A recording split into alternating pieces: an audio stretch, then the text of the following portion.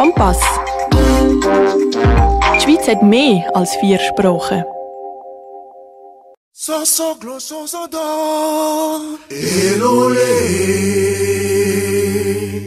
Fenêtre sur l'Afrique avec Sylvain Amos, Sena Apeto, Rodrigue Aego et d'autres collaborateurs, Sika Naomi, Josué Marouli, Esteban Gagno, Sedi Amivi, Senam Kodjo et Selam Iao. Fenêtre sur l'Afrique, c'est la voix des sans-voix, la voix des opprimés. Oui d'accord, avion la voix, oui d'accord, Soso glosso migbe, elos en la do, Soso glosso migbe, elos en la do, Mimi la sundo et tout la sundolo, oui d'accord, avion la voix, oui d'accord, miladro elo, oui d'accord, avion la voix, oui d'accord, miladro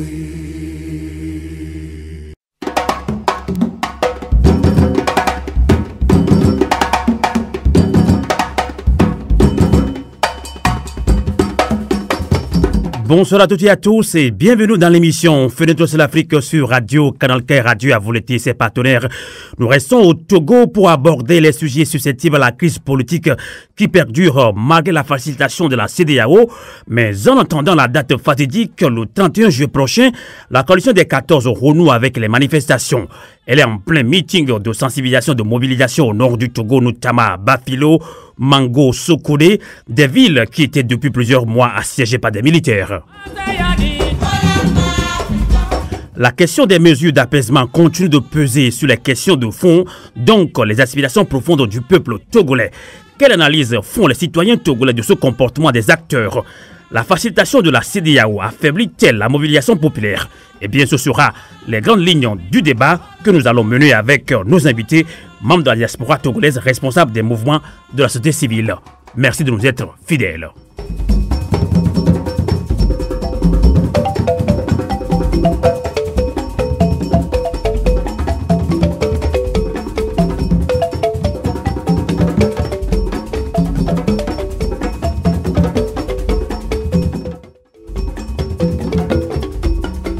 Eh bien, mes auditeurs, avant de retrouver nos invités pour ce grand débat, nous accueillons en ligne depuis Lomé notre correspondant permanent au Togo, Rodrigue Aego, pour le briefing sur l'actualité politique au Togo.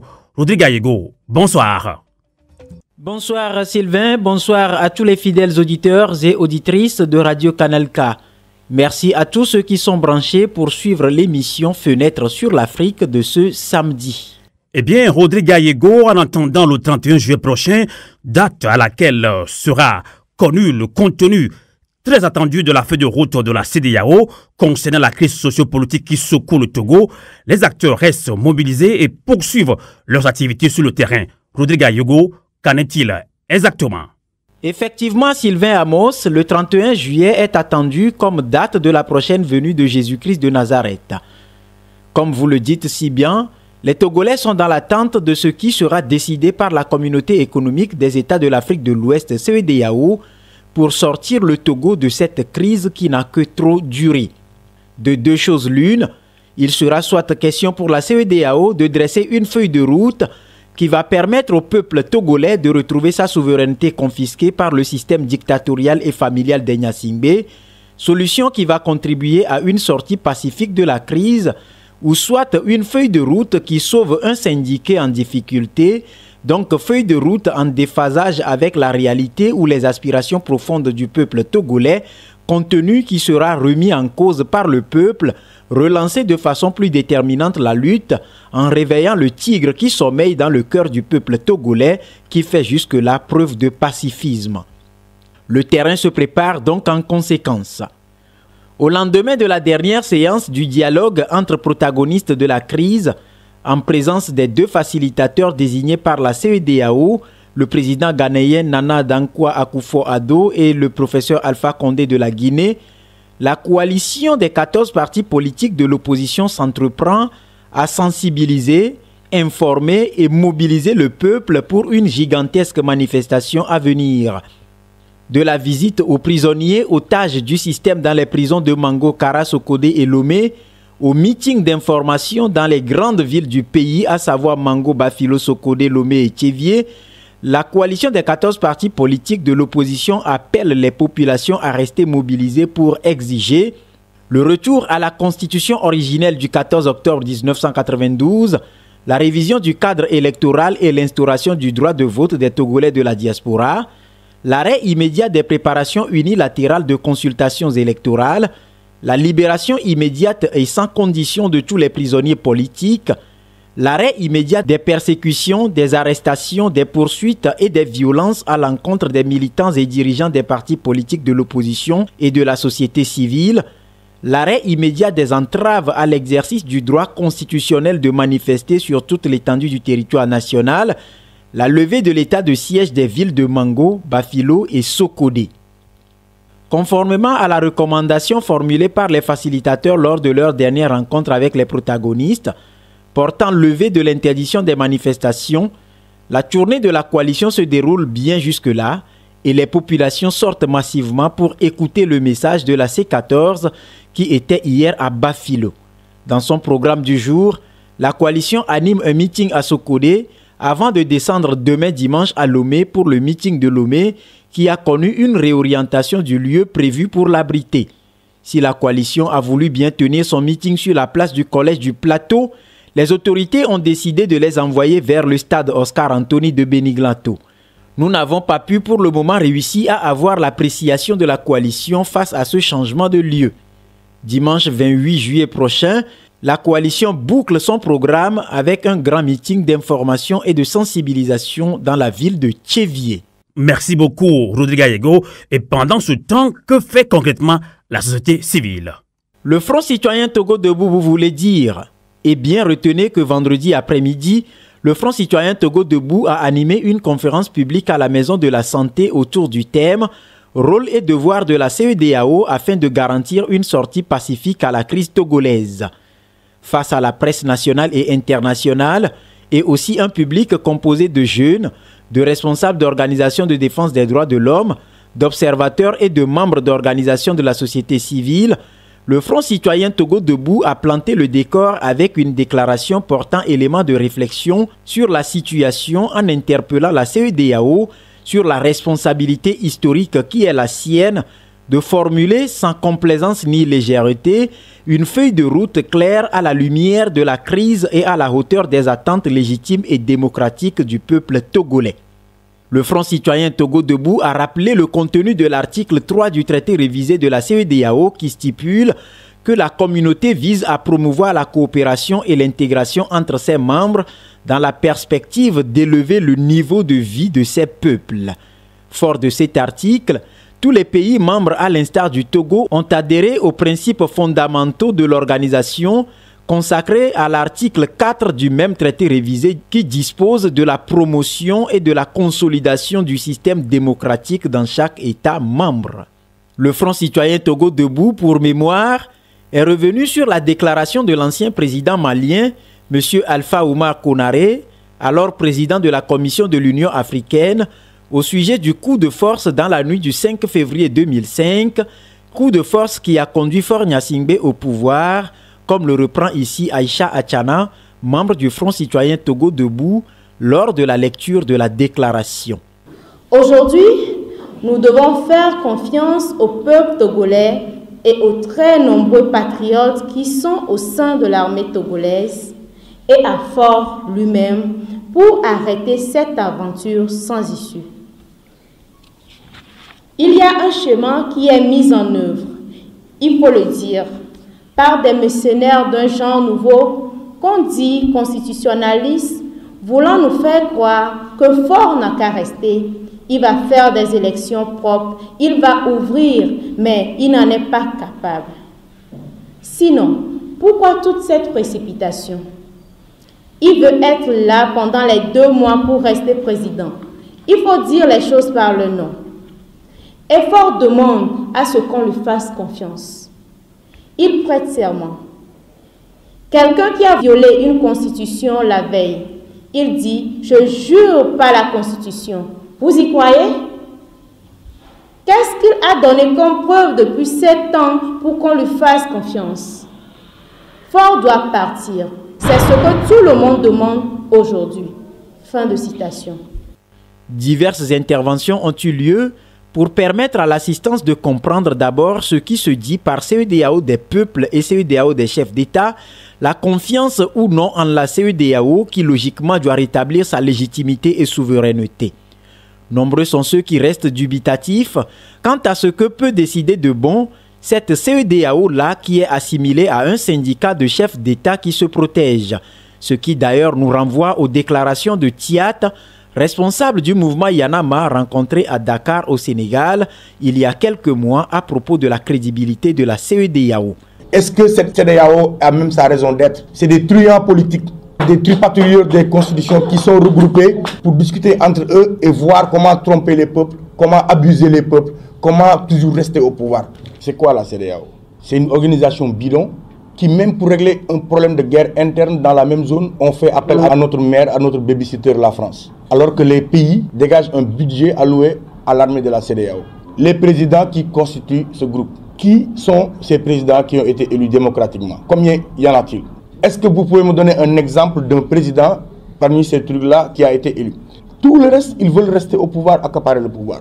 Donc la solution, c'est les peuples. On ne peut pas créer une institution qui ne nous serve à absolument rien du tout. Il faut réformer tout cela. Mais cela passe par la mobilisation, la contestation, cela passe par la détermination du peuple. Aïcha Achana revient ici sur ce que le Front citoyen Togo Debout attend de la feuille de route de la CEDEAO. La feuille de route attendue des premiers responsables de notre espace communautaire se doit d'être conforme aux principes de démocratie et de bonne gouvernance adoptés par les pays membres de la CEDEAO et de l'Union européenne et également répondre aux aspirations profondes du peuple togolais qui a soif d'alternance politique, de changement, d'un mieux-être et d'un mieux vivre. La feuille de route de la CEDEAO concernant les réformes politiques, constitutionnelles, institutionnelles et le cadre électoral doit impérativement viser la mise en place des mesures et des conditions garantissant le libre jeu démocratique et l'alternance politique dans un climat transparent et apaisé, conditions impératives à la bonne gouvernance. Et ce schéma passe impérativement pour le Front citoyen Togo Debout par 3 moments importants. 1. La restauration de la Constitution de 1992 dans ses fondamentaux à travers un accord politique. L'ouverture d'une période de transition avec la mise en place d'un gouvernement de transition ayant pour mission de mettre en œuvre des réformes politiques, constitutionnelles, institutionnelles et électorales. L'organisation des élections libres, honnêtes et transparentes.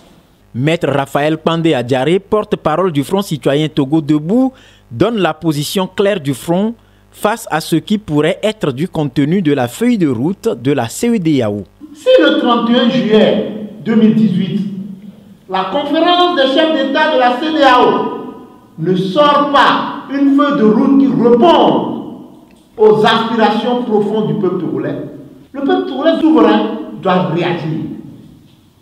Eh bien, merci beaucoup, Rodrigue Gallego. Dernier point, tu nous informes également d'un communiqué du ministre de la Sécurité portant interdiction des manifestations au Togo, Rodrigue. Sylvain Amos, nous avons suivi la lecture de ce communiqué sur la télévision nationale dans le journal de 20h. Le communiqué est publié par le ministre Yark Dameham et porte interdiction de toutes les manifestations prévues du 23 juillet au 1er août 2018 sur toute l'étendue du territoire national. Le communiqué indique que les manifestations pourront entacher le bon déroulement d'importantes rencontres internationales programmées sur la même période au pays. Il s'agit donc pour le général Yark d'assurer la bonne tenue des rencontres internationales suivantes. Session ministérielle de la Communauté économique des États de l'Afrique de l'Ouest CEDEAO, sommet conjoint des chefs d'État de la Communauté économique des États de l'Afrique de l'Ouest CEDEAO et de la Communauté économique des États de l'Afrique centrale CEEAC programmée sur le 30 juillet et la conférence des chefs d'État et de gouvernement de la CEDEAO du 31 juillet, rencontre au cours de laquelle seront connus le successeur de Faure Gnassingbé à la tête de la CEDEAO et la feuille de route portant règlement de la crise sociopolitique qui secoue le Togo. Ce communiqué alimente les débats et suscite des interrogations, dont celle de savoir si un simple communiqué d'un ministre peut abroger une loi fondamentale. Le communiqué relance tout de suite les esprits sur les tristes scènes du 19 août 2017 qui ont commencé par ce genre d'interdiction et des propos va-t-en-guerre du ministre Yark. Les conséquences continuent de parler à nos yeux. Et pourtant, ces sommets sur lesquels le ministre trouve le prétexte d'interdire les manifestations, histoire, dit-il, d'assurer leur bon déroulement, ne sont pas programmés hier. La question est de savoir pourquoi celui-ci n'en a-t-il pas fait cas lors de la rencontre avec les facilitateurs pour ensemble définir avec la coalition des 14 la conduite à tenir. L'on peut alors reconnaître les pas du sale boulot habituel des dirigeants qui semblent réfractaires au pacifisme dans notre pays, indique un acteur très remonté. Celui-ci pense qu'il est inopportun de prendre ces dispositions dans le contexte actuel où l'opposition n'a rien à gagner en œuvrant au mauvais déroulement d'un quelconque sommet. D'autres observateurs estiment que le ministre affiche son incapacité de garantir la sécurité autour de ces rencontres qui sont brandies comme la communion, pain de Dieu comme on l'appelle. La question ici est de savoir comment la coalition et la société civile vont prendre ce communiqué. S'y soumettre ou s'en dérober, c'est la grande question pour ne pas demander si nous tendions vers un 19 août bis. Bonne question, Rodrigue Aego. Merci de nous avoir accompagnés en ligne depuis Lomé. Radio à vous l'été, la voix de la résistance du peuple togolais.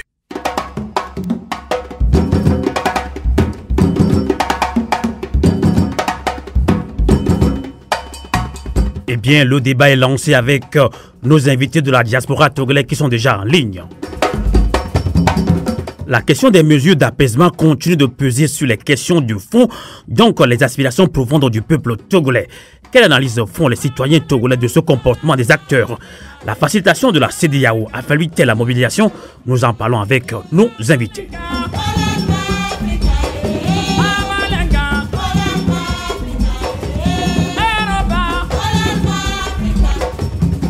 Et nous accueillons tout de suite en premier en ligne depuis la région parisienne, Raymond Aivi. Bonsoir. Oui, bonsoir Sylvain Amos, merci de nous recevoir.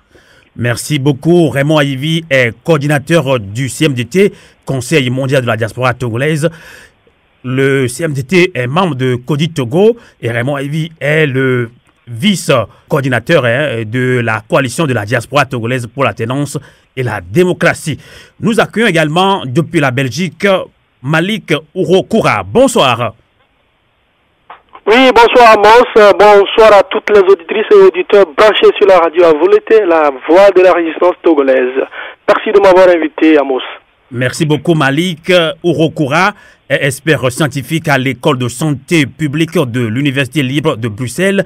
Il est également ancien expert au service public fédéral santé publique en Belgique. Il est également consultant en information médicale. Il est aussi membre de la diaspora togolaise. Nous accueillons depuis Liège notre ami Philippe Amedodi qui n'est plus à présenter à nos auditeurs. Philippe Amedodi, bonsoir. Bonsoir Sylvain, bonsoir aux fidèles auditrices et auditeurs de la radio à vous l'été. Merci beaucoup. Nous sommes également sur Radio Canal K. Philippe Amedodi est membre du mouvement citoyen Togo en danger. Et tout de suite, j'ai envie de poser la première question à notre grand frère Raymond Aivi.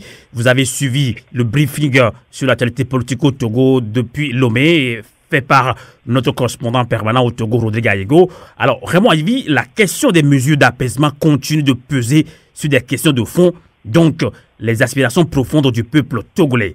Quelle analyse faites-vous de ce comportement des acteurs? Sylvain Amos, permettez-moi de constater que au Togo, on fait du surplace. On tourne en rond. Combien de temps nous faut-il pour pouvoir faire une avancée réelle en matière de démocratisation, en matière de dialogue politique?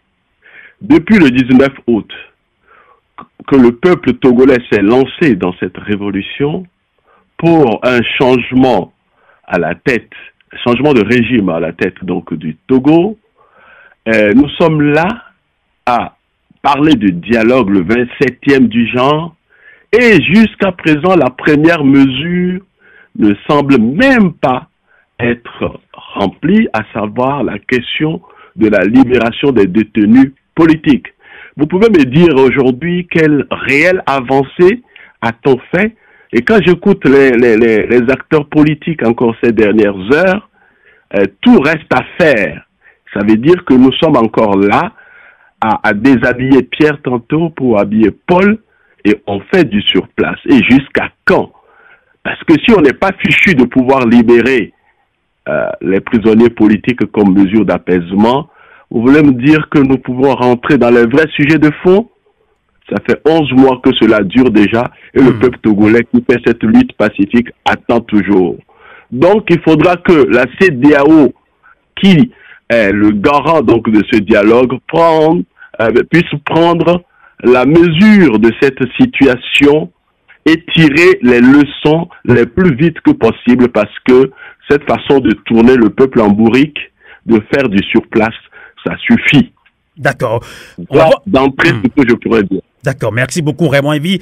Malik Ouro-Koura depuis la Belgique, et vous avez suivi également notre correspondant au Togo, vous avez suivi tout à l'heure également Raymond Yvi du CMDT qui est membre de CODI Togo. Alors, Malik Ouro-Koura, doit-on dire, face au refus des autorités togolaises d'exécuter à la lettre des mesures d'apaisement, une incapacité ou faiblesse des facilitateurs, Malik? Merci Amos. Et tout d'abord, permettez-moi de m'incliner devant la mémoire de nos compatriotes tombés depuis le début de cette lutte et de souhaiter un prompt rétablissement aux blessés. Mes pensées vont également à nos compatriotes qui croupissent dans les prisons actuellement, et à savoir M. Asiba Johnson, Kokoroko et j'en passe. Voilà. Et donc, les mesures d'apaisement, ce sont des mesures qui ont été demandées depuis le début de la crise. Donc, si je dois faire le devoir de mémoire, je me remonte un peu au début du mois de novembre 2017, quand Maître Achadam, Jean-Pierre Fabre et Madame Adiamagbo ont eu à rencontrer le président Alpha Condé à l'époque, président en exercice de l'Union africaine à Paris dans le cadre des démarches pré-dialogue. Et depuis ce moment, vous voyez que la stratégie du régime qui consiste à trouver des moyens pour arrêter des gens, soit dans les manifestations, maison ou rafle, pour les garder en prison ou dans les camps. Cette stratégie consiste effectivement à emprisonner le maximum de personnes pour qu'ils servent de négociation, pour faire gagner du temps et conduire le pays vers la dérive. Exactement, c'est ce qui se passe. Et les facilitateurs, à mon avis, font déjà leur travail. La pression est déjà sur Faure Gnassingbé. Faure Gnassingbé, à mon avis, est déjà lâché par la communauté internationale. Maintenant, ce qu'ils sont en train de faire ne s'apparente qu'à un entêtement, à un forcing. Et là, pour cette raison, je propose alors que la coalition des 14 partis politiques de l'opposition, les leaders d'opinion, la société civile, continuent le travail qu'ils sont en train de faire actuellement. Et donc, c'est uniquement par cette voie-là, par cette résistance, par cette détermination, que nous pourrons venir à bout de ce régime-là et les contraindre à appliquer, en fait, et donc ces mesures d'apaisement. Sinon, on ne fera que tourner à rond. D'accord, comme l'a dit tout à l'heure également Raymond Yvi de CODI Togo du CMDT. Philippe Amidodi, vous êtes également en ligne depuis Liège en Belgique. Alors, la question des mesures d'apaisement continue de peser sur les fonds. Alors, comprenez-vous pourquoi les membres du mouvement citoyen Numbouki sont toujours maintenus en prison, Philippe Amidodi? Sylvain, écoutez, d'autres l'ont dit avant moi. Je crois, et je suis convaincu qu'il s'agit tout simplement d'une démarche du régime en place pour divertir l'opinion publique nationale et internationale. Vous savez, jusqu'à présent, le débat de fond n'a pas été abordé. C'est-à-dire, la plateforme revendicative des mouvements citoyens de la C14 n'a pas encore été abordée. Tout à fait. Nous sommes encore dans des mesures d'apaisement, c'est-à-dire les conséquences directes, les emprisonnements. Donc pour vous, est-ce que c'est une manière de ralentir, d'aller dans le fond de ce que veut le peuple togolais là? Tout à fait. Il ne peut que s'agir de cela. Mais d'un autre côté, ça nous rassure. Ça voudrait dire que contrairement à ce que d'aucuns pourraient croire, que la CEDEAO est de toutes les façons acquise à Faure Gnassingbé, c'est faux. Sinon, il aurait fait autrement. Ça veut dire que le peuple a raison de faire ce que nous sommes en train de faire actuellement. La pression, maximum de pression sur le régime pour qu'il cède. Parce que là, nous tenons le bon bout. Nous savons que le régime continue à craindre cette feuille de route, les orientations de cette feuille de route. Donc, nous devrons continuer à mettre et à garder une pression maximale sur fort pour que la liberté, la libération du pays soit acquise au 31 juillet de cette année-ci. Donc, continuez à mettre la pression. Raymond Ivy du CMDT de Kodi Togo, merci de nous accompagner en ligne depuis la région parisienne. Alors, les mesures d'apaisement continuent, et là, ça pèse sur les questions de fond, et Philippe Amendo vient de le relever également. Alors, pourquoi, selon vous, les membres du mouvement citoyen Nubweke sont toujours maintenus en prison? Également, un défenseur des droits de l'homme, Asiba Johnson et autres. Raymond Ivy. Ben, vous savez, permettez-moi, Sylvain Amos, de rappeler que il y a quelques jours, Kodi Togo a adressé une lettre ouverte au Premier ministre. Tout à fait. Son nom Klassou. Est-ce que vous avez vous avez une suite déjà? Pour demander quand est-ce que ces mesures d'apaisement demandées par les médiateurs va être appliquées, ces mesures vont être appliquées. Et donc, pour l'instant, nous n'avons pas de suite. Vous savez bien que le régime sait jouer sur la montre. On avait vu déjà, on nous avait dit que le dialogue devait se faire en 10 séances. On y est toujours depuis plusieurs mois, et on n'a pas commencé à aborder les sujets de fond. Vous savez, les camarades de Nubweke, quel est leur délit? Leur délit, c'est de soigner des blessés. Mais ils n'ont rien à faire. Il n'y a pas de chef d'accusation contre les gens qui croupissent en prison dans les geôles du pouvoir. D'accord.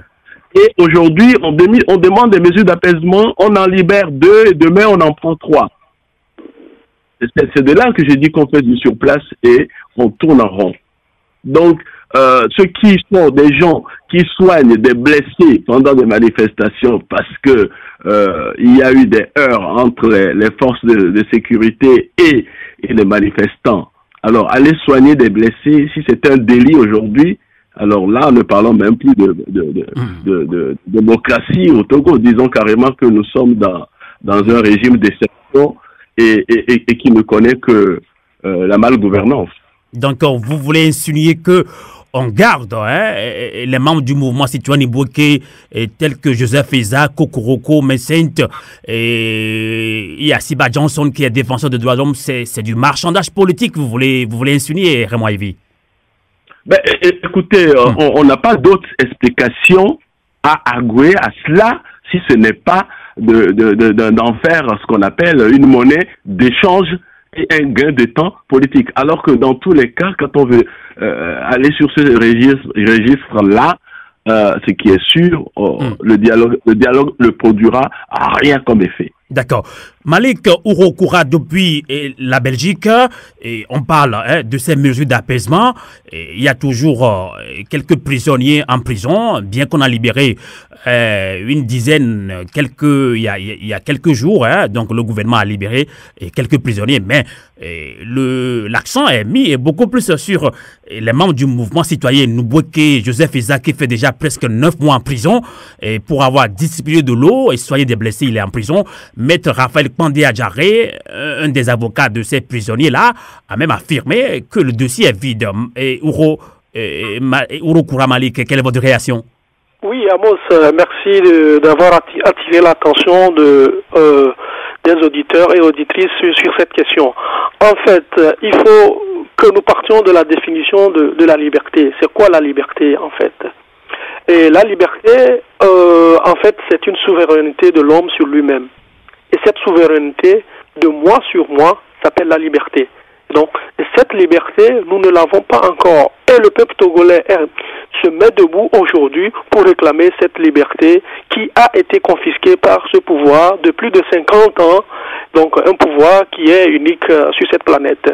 Voilà. Et je vois que ce qui se passe aujourd'hui, le refus ou alors le jeu qui consiste à libérer deux détenus aujourd'hui et à mettre en prison peut-être 15 ou 20 après, et après, bon voilà, on fait la même chose, voilà, on libère 3 et on ramène encore 20 à travers peut-être les rafles où on opère d'une manière, voilà, despotique, comme on en a l'habitude, pour pouvoir toujours en prendre des gens et en ramener dans la prison.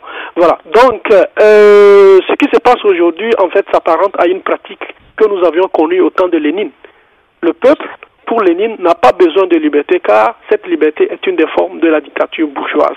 Moi, je comprends mal le fait que des citoyens, comme les gens de Nubuoké, qui ont uniquement pour but de renforcer le niveau de conscience citoyenne au Togo et le contrôle de l'action politique se trouvent aujourd'hui en prison. C'est parce que nous sommes vraiment en face d'une dictature. Et donc, et ça, c'est la stratégie de la dictature. Donc, toute la solution maintenant pour pouvoir venir à bout de ces gens-là, c'est que le peuple reste toujours debout. Moi, je vais tourner toujours à cette solution-là qui consiste à ce que le peuple reste debout, le peuple reste déterminé devant les leaders que nous avons aujourd'hui qui nous conduisent, la coalition des 14 partis politiques de l'opposition, dont je salue de passage leur bravoure, le leadership, et donc la société civile et les leaders d'opinion, les religieux également, les chefs traditionnels. Il faut faire appel à tous ces gens-là pour que cette lutte-là puisse aboutir. Sans quoi, ces gens-là croupiront toujours dans les prisons. Le jeu du pouvoir est clair. Le jeu du pouvoir est clair. Il faut faire du surplace et toujours ralentir voilà, les discussions sur des questions de fond. Moi, je propose que la coalition des 14 partis politiques de l'opposition puisse aujourd'hui, au même moment qu'ils sont en train de discuter sur des questions de fond, discuter également sur des questions concernant la libération des personnes qui ont été arrêtées pendant les manifestations.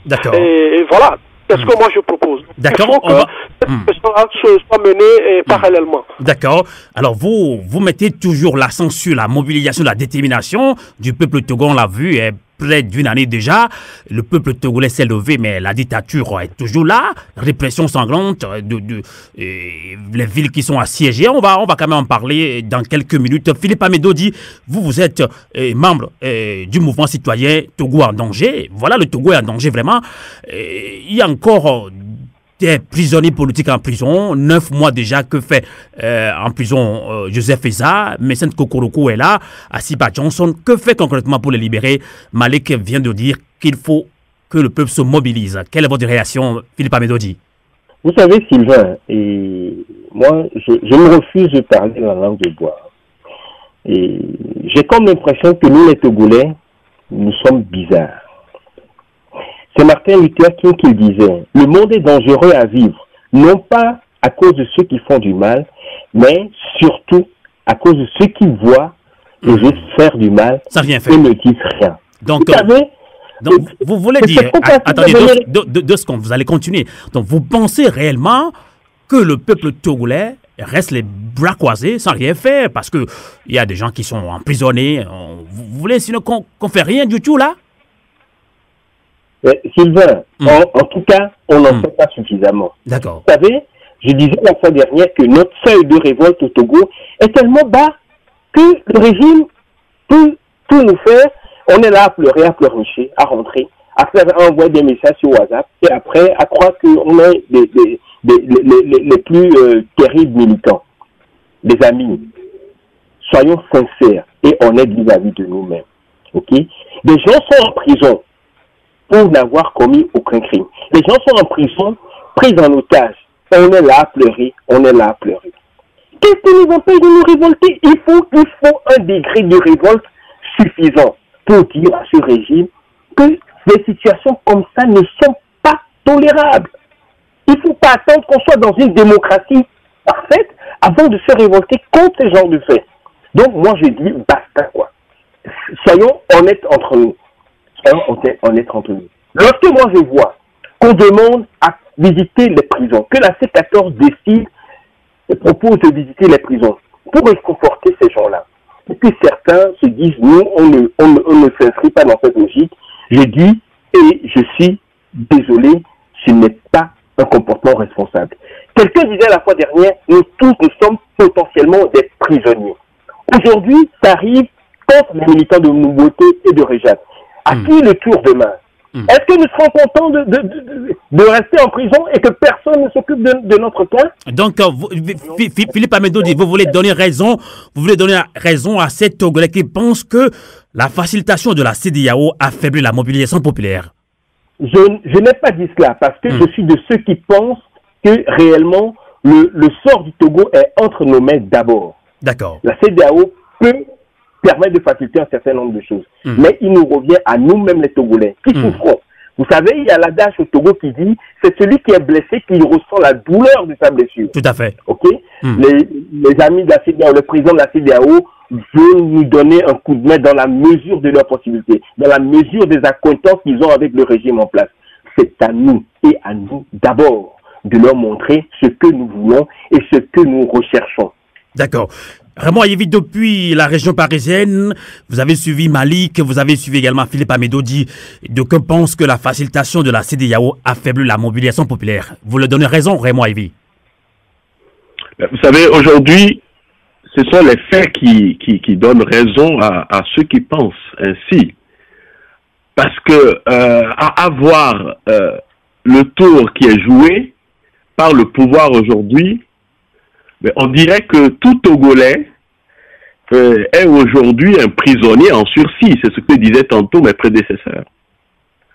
Et donc, si la CEDEAO veut prendre la mesure de la situation, comme je disais tantôt, c'est de faire le constat du manque de sérieux devant les recommandations qui sont faites au pouvoir.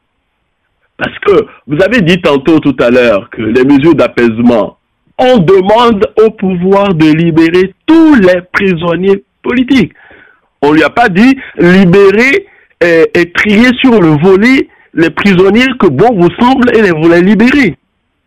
Et vous savez ce qui est encore plus grave, c'est qu'on parle de clémence présidentielle. Pour des gens qui n'ont commis aucun délit de clémence présidentielle. Vous voyez, et quand on nous dit que, pas plus tard qu'hier soir, un communiqué vient interdire une des recommandations de la CEDEAO, à savoir l'interdiction de manifester qui doit être levée par le pouvoir sur toute l'étendue du territoire, mais allez-y comprendre qu'est-ce qui se passe, ce que veut le pouvoir. Est-il que le pouvoir, finalement, fait la démonstration qu'il ne veut faire aucune avancée? Raymond Ayévi, selon vous, pourquoi le gouvernement interdit les prochaines manifestations du peuple togolais? Qu'est-ce qui se cache derrière cette idée? Ben, vous savez, j'ai écouté M. Rodrigue Aïgo tout à l'heure. Il semblerait que la raison avancée, c'est que ça risque de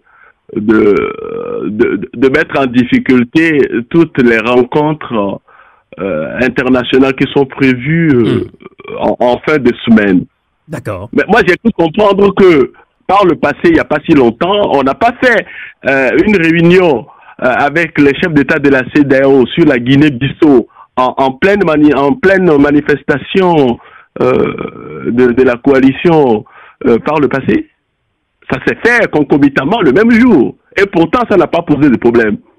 Donc, il faut dire que, comme je le disais au début, on ne veut faire aucune avancée du côté du pouvoir pétrilinier. Et donc, tous les moyens sont bons pour faire du surplace et pour tourner en bourrique le peuple togolais et jouer la montre. Voilà. D'accord. Les questions se posent en ces termes aujourd'hui.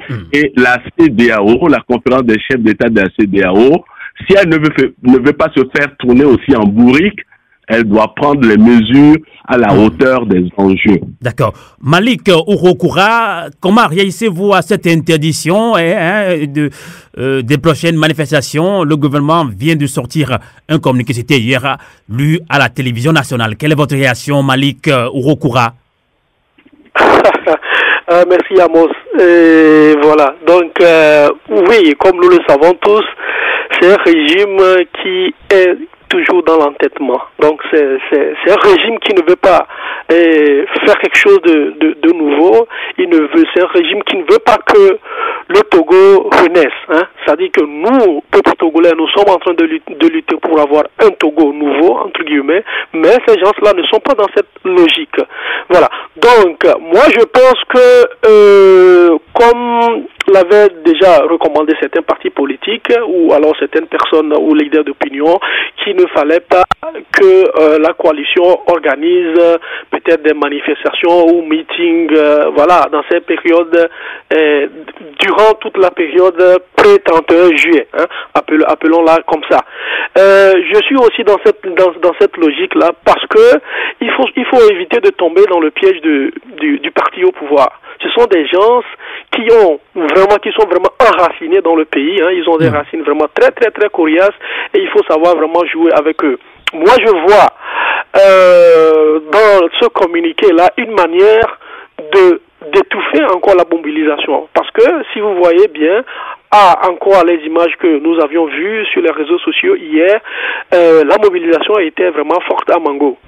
Vous voyez. Et donc, à partir du moment où vous voulez aller à un match, le régime sait que nous sommes en train de préparer un match.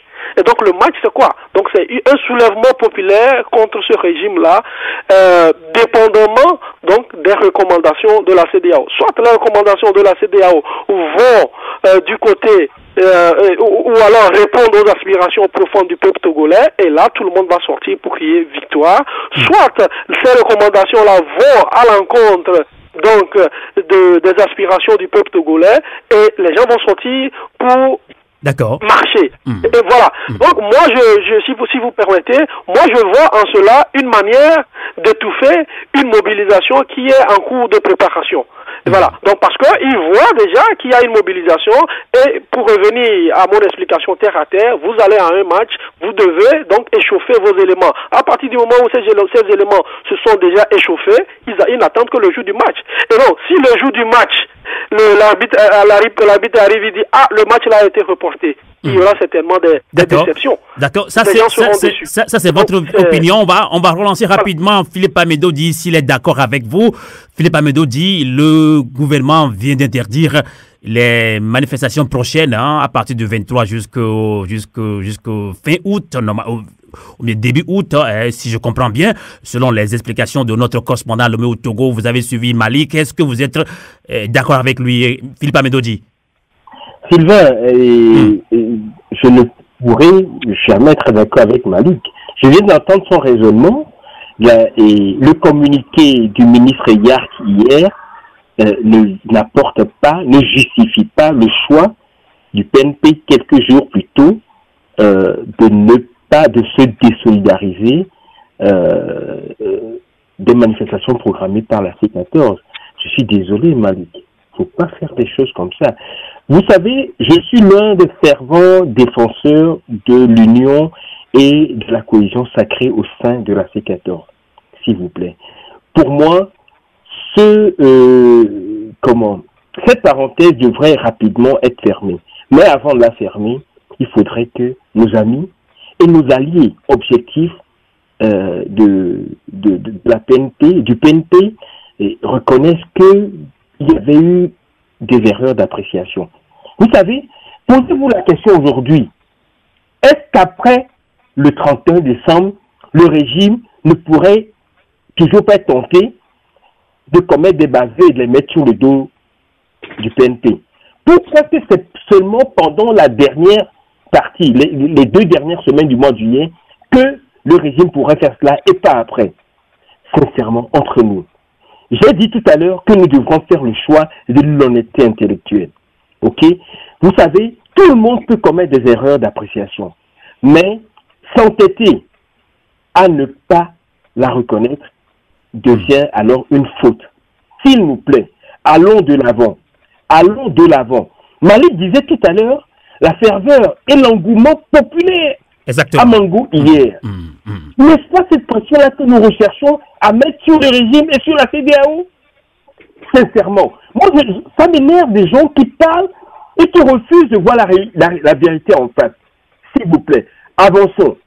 Avançons dans la sincérité vis-à-vis de nous-mêmes. D'accord.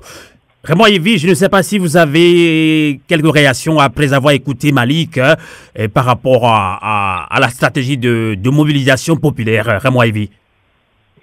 Ben, vous savez, de mon point de vue, il me semble que l'unité de la coalition 14, elle n'est pas mise à rude épreuve devant les manifestations ou les meetings qui sont programmés forcément cette semaine. D'après l'explication que la coordinatrice de la C14 a donnée, il ne me semble pas que il y ait une difficulté sur le plan unitaire. Mais il y a en matière de stratégie certains qui n'épousent pas forcément certaines lignes au sein de la coalition, mais libre à eux de ne pas suivre, me semble-t-il, ce que la majorité a décidé, ben, pour peu qu'ils n'empêchent pas les militants de pouvoir répondre favorablement aux manifestations. La preuve en est que, de ce que nous avons lu dans les sorties qui sont faites dans le septentrion, notamment à Mango, et il y a eu quand même des militants de tous bords qui sont sortis. Vous savez, aujourd'hui, la question n'est même pas de savoir de quelle obédience politique tel Togolais ou telle Togolaise en ressort. La question profonde aujourd'hui, c'est de savoir le parti du changement et qui en est pour. Et donc, je crois que la mobilisation importante de Mango prouve à profusion que du septentrion jusqu'à la côte, si elle devait continuer ainsi, je crois que la messe serait déjà dite. Quelqu'un parlait tout à l'heure de soulèvement populaire. Donc, il vaut mieux ne pas tenter de voir les problèmes là où il n'y en a pas. Pour moi, le problème majeur, c'est l'unité. Il n'y a pas encore, me semble-t-il, désunion au niveau de la C14. Tout à fait. Malik, vous avez beaucoup mis l'accent depuis le début de cette émission sur la détermination, la mobilisation. Comment arriver à cela? Et si vous pensez qu'on ne doit pas organiser des manifestations avant le 31 juillet, Malik? Merci Amos. Premièrement, permettez-moi de faire une correction à mon cher collègue Philippe. Philippe, je pense qu'il serait mieux d'éviter de rentrer dans des passions ou émotions tendancieuses ou partisanes, parce que ça ne nous fera pas avancer. Bon, parce que moi j'ai parlé, je n'ai pas parlé du PNP, j'ai parlé des partis politiques et j'ai donné mon point de vue. Donc ça c'est une petite correction là à ce niveau.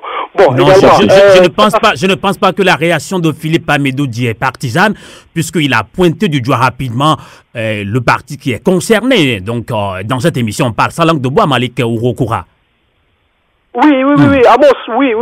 Si vous écoutez bien Philippe a attaqué en même temps le PNP. Il dit que ça, je ne pour pense lui, pas. c'est comme si c'est le PNP qui essayait d'amener des isanies. Alors Philippe Amédodi, est-ce que vous dans votre développement tout à l'heure, est-ce que vous attaquez le PNP ou pas? Donc répondez, parce que on doit se parler dans cette émission sans langue de bois. On n'est pas là pour se tirer dessus, mais apporter quand même des contributions objectives quand même à nos auditeurs et au peuple togolais. Je n'ai pas attaqué le PNP. Et beaucoup savent ma proximité avec ma grande proximité avec les militants du PNP. Ok, donc je n'oserais pas attaquer le PNP et c'est pas le but. À la limite, si j'attaque le PNP, je serais peut-être moi-même, je deviendrais un instrument de division de la coalition. Tout à fait. J'ai tout simplement, et je pèse mes mots, déploré le choix du PNP. De toutes les façons, le PNP l'a dit et redit, le PNP ne quitte pas la C14. Et comme Raymond l'a dit tout à l'heure, et la coordinatrice de la C14 a dit que le choix du PNP est reconnu, comme que les autres partis de la coalition étaient solidaires avec les inquiétudes du PNP, mais maintiennent quand même les manifestations. D'accord? Vous savez, et je pose une question à Malik. Le PNP, aujourd'hui, a le mérite d'avoir refusé les désidératas du ministère et d'avoir lancé le mouvement du 19 août. Tout à fait. Jusqu'à quand allons-nous continuer à céder du terrain? Jusqu'à quand allons-nous continuer à céder? Comment se fait-il que nous acceptons que nos droits fondamentaux soient lésés et que nous ne disions rien? Je rappelle à Malik, article 30 de la Constitution actuelle, l'État reconnaît et garantit, dans les conditions fixées par la loi, l'exercice des libertés d'association, de réunion et de manifestation pacifique. Mais de quoi parlons-nous? Il s'agit de cela. Est-ce que nous avons le droit, dans un régime déclaratif, de dire aux autorités togolaises que nous voulons faire un meeting, nous voulons faire une manifestation? C'est tout. On déclare et on le fait. Nous savons ce que nous cherchons.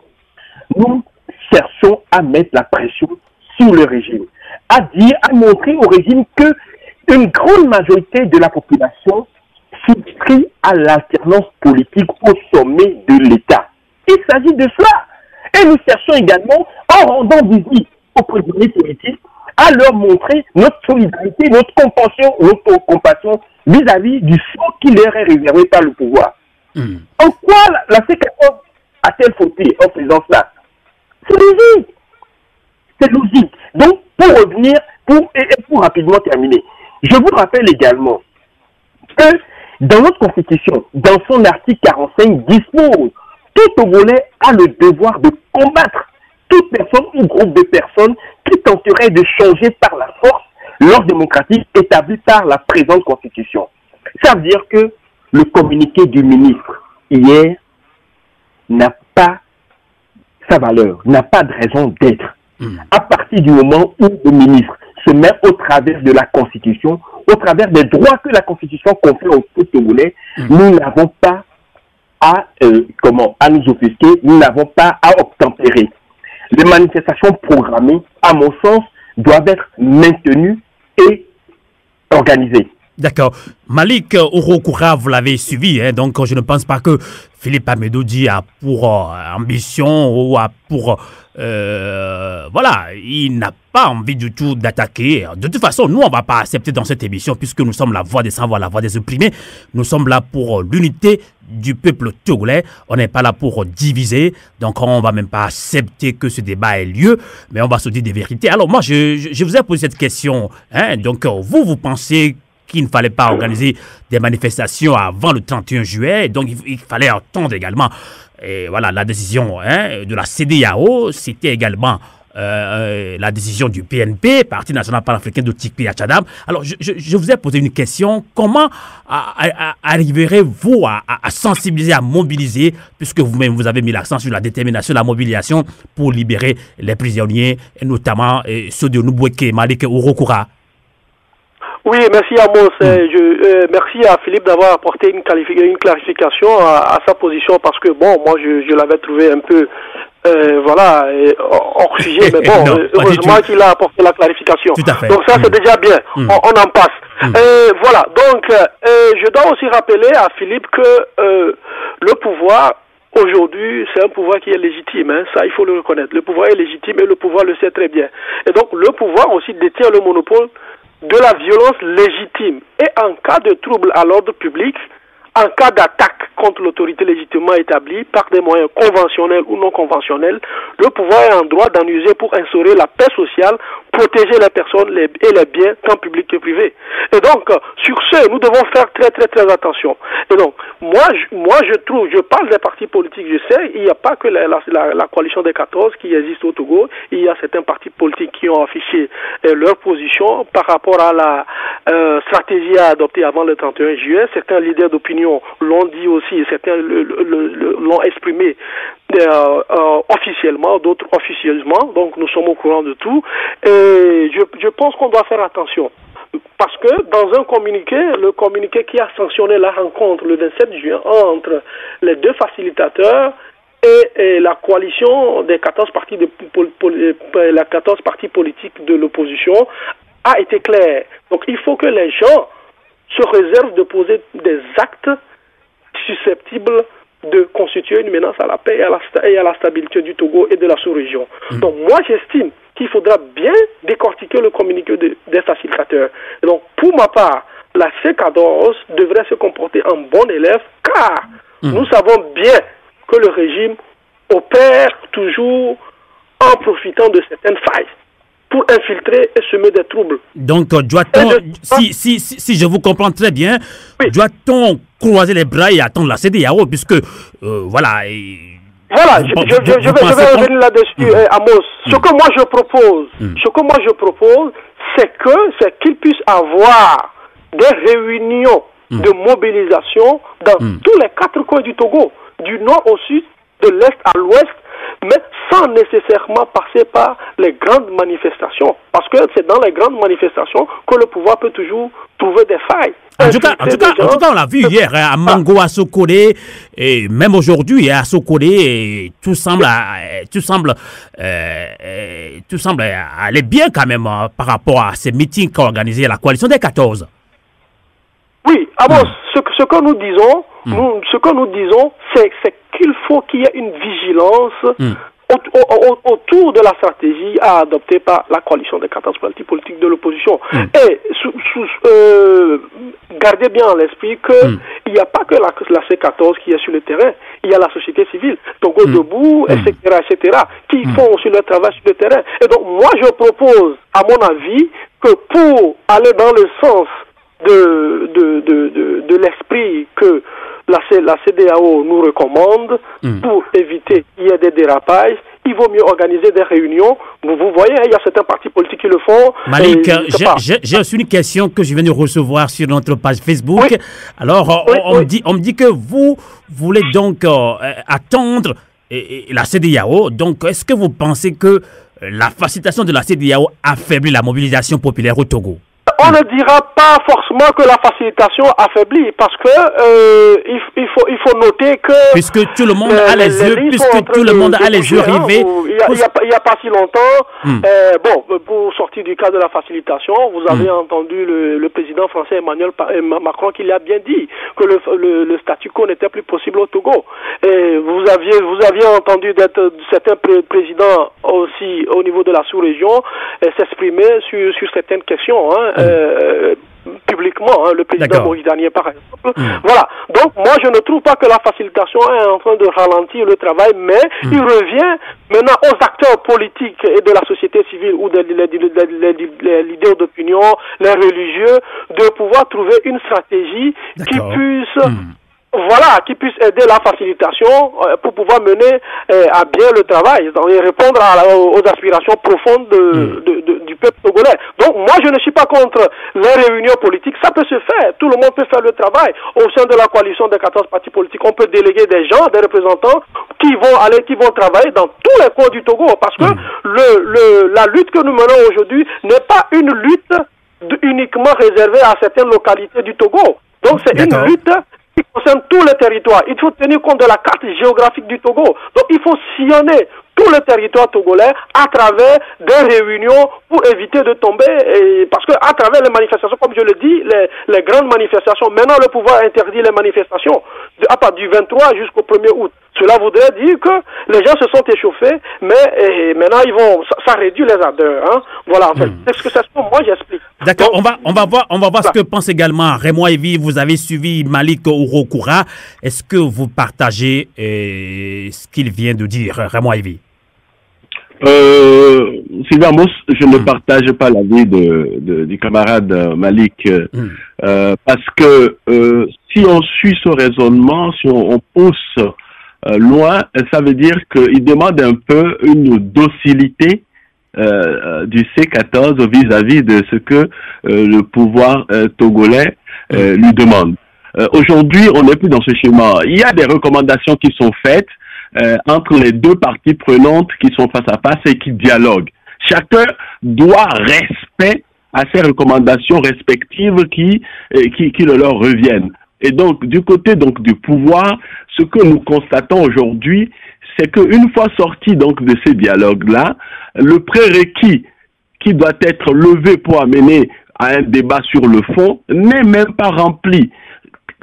Comment peut-on parler d'une légitimité d'un pouvoir qui va à l'encontre de la malgouvernance, de la mauvaise gouvernance de ce peuple dont il tire cette légitimité? Donc cette même légitimité dont parle Malik, elle est mise à mal par ce même peuple-là. Il faut être très frappé d'une grande myopie politique pour ne pas voir quand même que tout ce peuple dit il y en a marre, que ça suffit, on veut un changement à la tête de l'État.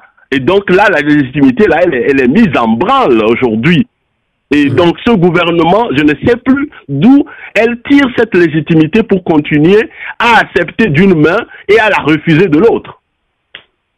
En tout cas, la crise perdue, quelle stratégie de la C14, quelle stratégie de la diaspora? Nous sommes de la diaspora.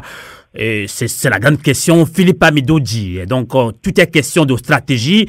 D'un côté, on veut manifester, on veut mettre la pression. Est-ce qu'on a les moyens? De l'autre côté, on veut quand même temporiser un petit peu, voir si la CEDEAO va sortir une recommandation allant de ce que veut ce peuple togolais-là. Donc, quoi fait concrètement, Philippe Amidou dit? Vous pensez qu'il faut mettre la pression? Est-ce que nous avons les moyens? Est-ce que nous y travaillons? Philippe Amidou dit. Ben, écoutez, d'abord, j'aimerais rappeler à Malik qu'il y a une grande différence entre légitimité et légalité. Le régime actuel a la légalité de son côté, mais pas la légitimité. La légitimité, c'est le peuple qui la confère à ses dirigeants. Le régime actuel, les démonstrations de foule, les sondages d'opinion le prouvent assez suffisamment. Le régime actuel a perdu de sa légitimité, même si elle est toujours dans la légalité, ok? C'est-à-dire ce que la loi lui confère. Mais ce que le peuple lui confère, le régime ne l'a plus. J'aimerais qu'il s'en souvienne et qu'il le garde bien à l'esprit. Deuxième chose, pensez, comme un mouton qu'on amène à l'abattoir, que le problème togolais est l'affaire de la CEDEAO, de Macron, ou d'autres décideurs politiques de ce monde, est une grave illusion. Nos amis, réveillons-nous. Si le PNP avait cru cela en juillet dernier, nous n'en serions pas là aujourd'hui, s'il vous plaît. J'en appelle toujours à la sincérité et à l'honnêteté. Comment est-ce qu'on peut penser que la CEDEAO, qui est un syndicat d'intérêt des chefs d'État, sans mettre la pression sur cette institution, viendrait rendre un verdict favorable à l'opinion publique togolaise. En tout cas, Philippe Amidou dit, ce n'est pas parce que ce n'est pas que je veux prendre la défense du PNP, mais comme je l'ai dit, tout est question de stratégie. On ne sait jamais que le PNP a une stratégie de mobilisation pour soulever tout le peuple togolais comme ils l'ont fait le 19 août. Et là, il faut quand même rappeler que le PNP a rallumé cette flamme de mobilisation-là, Philippe Amidou dit. Oui, Sylvain, c'est ce que je dis et j'en remercie d'ailleurs. Je suis reconnaissant au PNP pour avoir rallumé cette flamme dans le peuple togolais. Maintenant, il faut garder les flammes allumées. Et pour la garder allumée, c'est la pression populaire massive et intensive sur le régime et sur la CEDEAO qui pourrait nous aider. Il faudrait pas, nous sommes dans la dernière ligne droite de notre course. C'est pas le moment idéal pour faiblir d'ardeur. C'est de cela qu'il s'agit. Je n'ai jamais et je n'oserai jamais jeter la pierre au PNP. Tout ce que je dis, c'est que ce n'est pas le moment. Surtout sur la base des arguments ou sur la base des justifications données par le PNP qui se comprennent, mais ce n'est pas le moment de faiblir en mobilisation, de faiblir en pression. Parce que si nous faisons cela, la CEDEAO prononcera un verdict qui sera défavorable. D'accord? Maintenant, d'aucuns me répondront, nous ne sommes pas dans le secret de Dieu. La CEDEAO reste une boîte noire. On ne sait pas ce qu'ils rendent, on ne sait pas, on voit seulement ce qu'ils sont. Mais pour ne pas demain venir pleurer que suite, on aurait dû garder la pression, on aurait dû garder la mobilisation. Actuellement, il est encore de notre moyen, de notre pouvoir, de notre volonté de nous mobiliser. Faisons-le. Faisons-le. Et si le 31, comme Maître Akmandi Diaré l'a dit, si le 31, malgré nos efforts, malgré nos mobilisations, la CEDEAO, reste fidèle à sa ligne, qui est celle de défendre les intérêts des chefs d'État, ici en l'occurrence ceux de Fort, alors le peuple s'exprimera encore. On sera toujours là. Merci beaucoup, Philippe Amédée. Oui. Raymond Ivy, je peux poser une question? Allez-y rapidement, Raymond Ivy.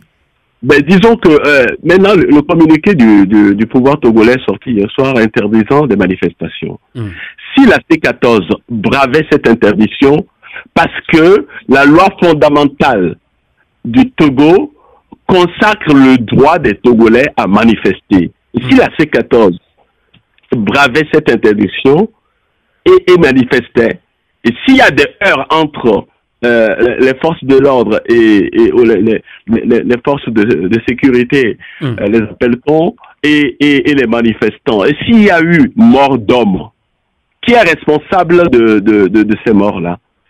C'est le pouvoir ou non? Tout à fait. Parce qu'il y a quand même le droit constitutionnel des Togolais à pouvoir manifester. Donc, ne tournons pas autour du pot. Il y a un réel problème. Il faut pouvoir avancer. Il y a des questions qui nous importent. Et la préoccupation, par exemple, sur le droit de vote de la diaspora, donc ce sont des débats qui sont de fond, donc on n'a pas encore parlé. On va en parler. On a encore presque 50 minutes. Vraiment évident, donc vous voulez proposer à la coalition des 14 de braver l'interdiction de manifester du gouvernement. C'est ça? Vous savez, je vais vous dire, la C14, ce sont des adultes vaccinés, ce sont des partis, la coalition des partis politiques. Ils savent ce qu'ils doivent faire. Ce n'est pas à moi de leur dire. Et donc, ce que j'entends par là, on constate simplement qu'à la relecture donc, de la loi fondamentale du Togo, il y a donc le droit de manifester quand il y a nécessité. Et c'est ce que la C14 a décidé de faire. Et aujourd'hui, il se fait qu'un simple communiqué va aller à l'encontre de ça pour des raisons opaques. Et on nous dit parce qu'il y a des sommets où il y aura des réunions internationales. Et je le répète, nous avons déjà vu des sommets ou des réunions internationales se tenir dans ce même Togo pendant que le peuple manifestait dans la rue et ça ne posait aucun problème. Donc là, c'est de l'enfumage. Et pour pouvoir gagner du temps, nous avons des choses beaucoup plus préoccupantes au Togo aujourd'hui pour avancer. Nous voulons simplement que le Togo puisse aller vers la démocratie et qu'on puisse agréger toutes les énergies des Togolaises et Togolaises pour développer ce pays. Et non d'une minorité qui pille ce pays depuis belle lurette. L'expression n'est pas de moi. Et l'expression vient même du chef de l'État, une minorité qui pille les richesses de ce pays. Avant de marquer une pause, Malik Ourokoura, vous voulez réagir par rapport à ce que vient de dire Raymond Ivy? Malik Ourokoura. Oui, voilà. Tout d'abord, je dois apporter peut-être une clarification. Hein. Quand je parle de la légitimité, la légitimité, et Faure Gnassingbé aujourd'hui, il a le président. Tout le monde l'appelle le président Faure Gnassingbé. Voilà, ça, personne ne peut dire que ce n'est pas une réalité. Donc, Faure Gnassingbé, avec la Constitution de 1992 qui a été modifiée en 2002, qui a été toilettée en 2002, voilà, il y a eu des élections, en 2015, il a été élu, quand bien même nous savons que Malik, ça pose débat. Voilà. Les élections ont été fraudées. Donc, à partir de ce moment, il est légalement élu et il est légitimement le président du Togo. Voilà. Donc ça, il faut que j'apporte une clarification à Philippe Amédodi sur ce point-là. Bon, maintenant, par rapport à la stratégie, il faut rappeler aux auditrices et aux auditeurs que au moment où les rapports de force étaient vraiment visibles, le PNP avait demandé à ce que la population sorte pour marcher. Mais certains partis politiques ont estimé qu'il fallait donner la chance à la facilitation. Au moment où la population était vraiment dans l'engouement et était bien debout pour sortir, le PNP a demandé, et voilà, tout le monde a vu ce qui s'est passé. Et le PNP s'est plié aussi à la majorité. La marche n'a pas eu lieu. Mais aujourd'hui, soyons sérieux, sincèrement, avec ce qui se passe donc pour conclure, est-ce qu'on va comprendre que oui, nous avons demandé à un moment donné au peuple de sortir. Là, certains partis ont refusé. Alors on attend. Maintenant, la coalition dit manifestons ou organisons des meetings. Nous aussi, comme ils n'ont pas accepté entre-temps, donc nous aussi on peut refuser. Donc je ne sais pas si c'est à ce jeu que joue. Non, Amos. Voilà. Il faut pas voir le problème sous ce temps. Le PNP a donné ses raisons. Hein. Et moi, je l'ai aussi tantôt expliqué. Hein. Je ne demande pas aux gens de ne pas continuer la mobilisation. Je l'ai bien dit qu'il faut qu'il y ait une mobilisation dans tous les coins, dans les 4 coins du Togo, parce que la lutte, c'est une lutte togolaise. Il faut tenir compte de la carte géographique du Togo. Il faut aller partout. Et ça, il faut des gens pour le faire. Et la diaspora est là. La diaspora a déjà soutenu la coalition, la société civile au pays, sur le plan financier, sur le plan matériel. Et donc, c'est en fait un soutien qui ne baisse pas. Les gens sont là, les gens sont debout pour soutenir la coalition, la société civile. Moi, je ne veux pas qu'on mène le débat seulement au niveau de la coalition. Non, il n'y a pas que la coalition. Il y a des gens qui travaillent sur le terrain, mais dont nous n'entendons pas vraiment voilà, le travail qu'ils font. Donc, il y a la société civile qui est là, il y a les religieux qui travaillent, il y a même les chefs traditionnels qui font le travail. Donc, il ne faut pas oublier ces gens-là. Donc, il faut quand même élargir notre champ d'action à d'autres personnes qui peuvent aussi faire le travail et continuer la mobilisation. La mobilisation, elle doit continuer. Mais de quelle manière?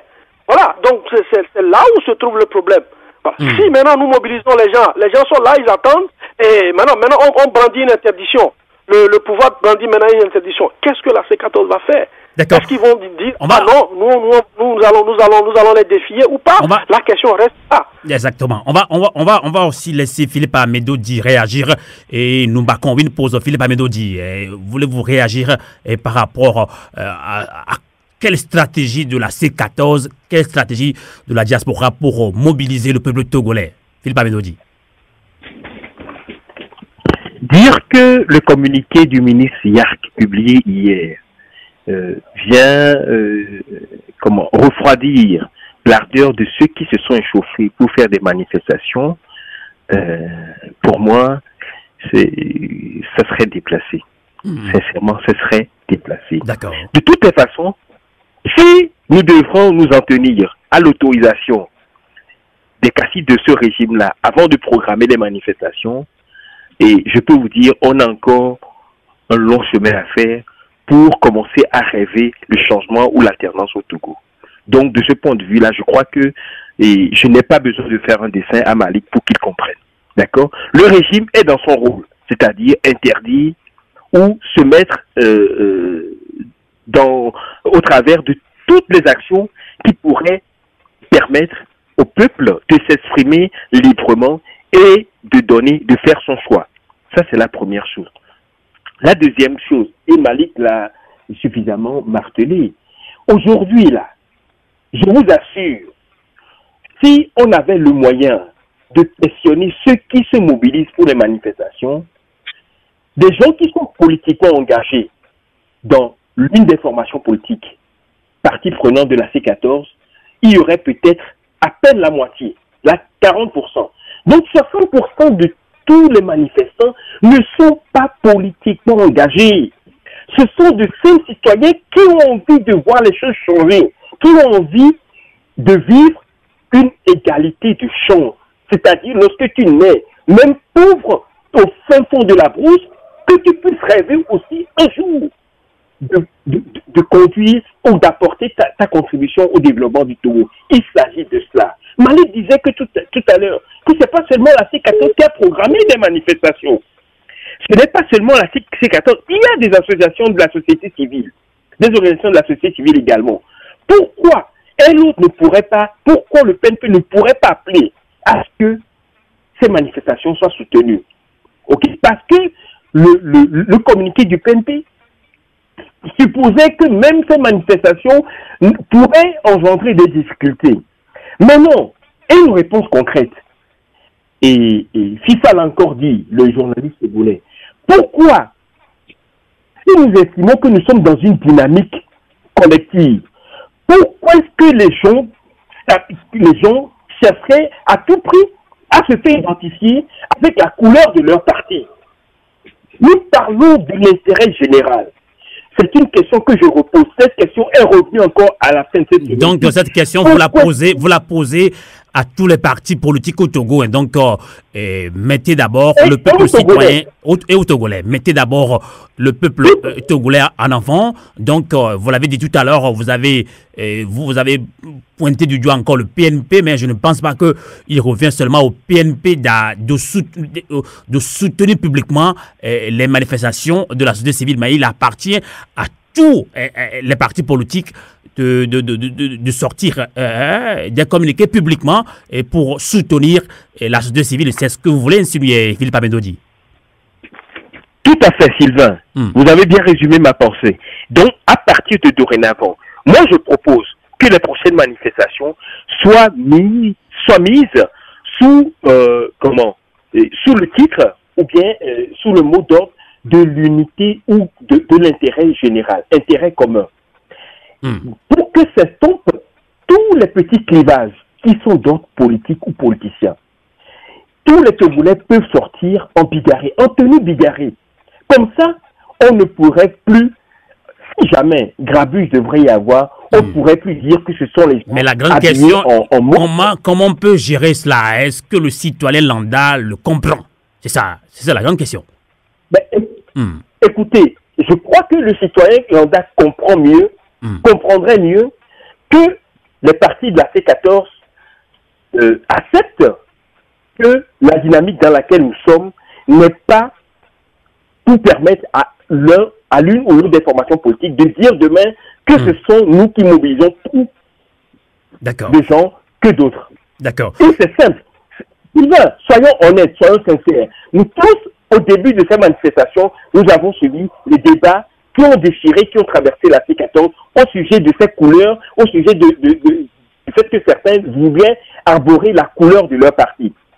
Est-ce que la solution, une bonne solution aux inquiétudes du PNP ne serait pas rencontrée si, au niveau de la C14, ils décidaient ensemble que dorénavant, pour les manifestations à venir, il est souhaitable que les gens n'arborent pas systématiquement les couleurs de leur parti. Maintenant, je ne peux pas interdire à quelqu'un qui a sous un t-shirt rouge de rester à la maison parce qu'il n'a pas un t-shirt orange ou mauve.